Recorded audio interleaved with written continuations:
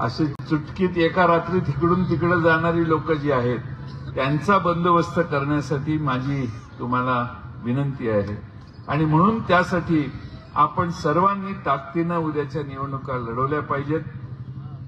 आता राग येईल पण भाजपची अवस्था पिंजरा नावाचा एक पिक्चर होता. पिंजरा नावाचा सिनेमा होता. त्या पिंजऱ्याच्या सिनेमात ते मास्तर होता तशी आता भाजपची अवस्था झाली.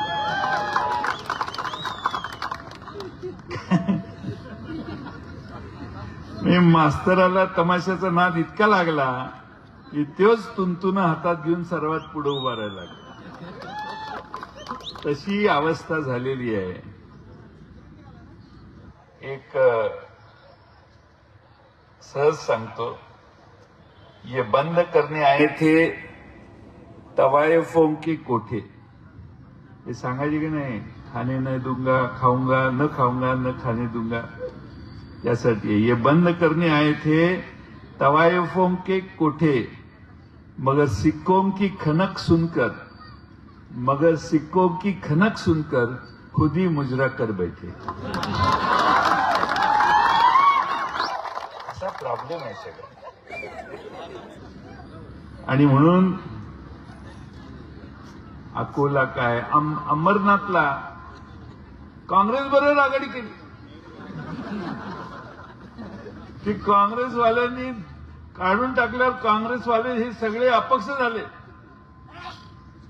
पण काँग्रेसने हे स्वीकारलेलं नाही.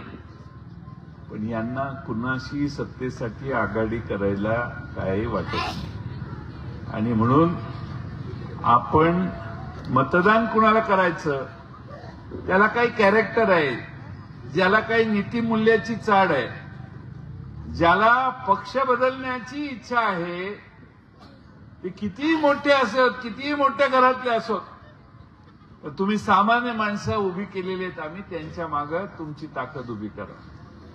शेवटी एकदा तुम्हाला गृहीत धरून मी कुठेही गेलो, कम्युनिस्टात गेलो तरी माणसं माझ्या मागे येतील, असा आत्मविश्वास ज्यावेळी नेतृत्वात किंवा उमेदवारात येतो त्यावेळी आपण सावध व्हायचं असतं, जरा ज्यादा हो गया म्हणायचं असतं. आणि म्हणून माझी तमाम मतदारांना विनंती आहे, मनगू आबा सरगर पिंजरा नावाचा सिनेमा होता.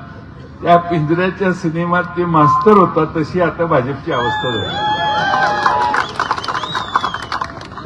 मास्तराला तमाशाचा नाद इतका लागला की तोच तुंतुन हातात घेऊन सर्वात पुढे उभा राहायला लागला. तशी अवस्था झालेली आहे. एक सहज सांगतो, ये बंद करने आए थे तवायफों के कोठे. हे सांगायचे की नाही, खाने न दूंगा खाऊंगा न खाऊंगा न खाने दूंगा, यासाठी ये बंद करने आए थे तवायफों के कोठे, मगर सिक्कों की खनक सुनकर खुद ही मुजरा कर बैठे.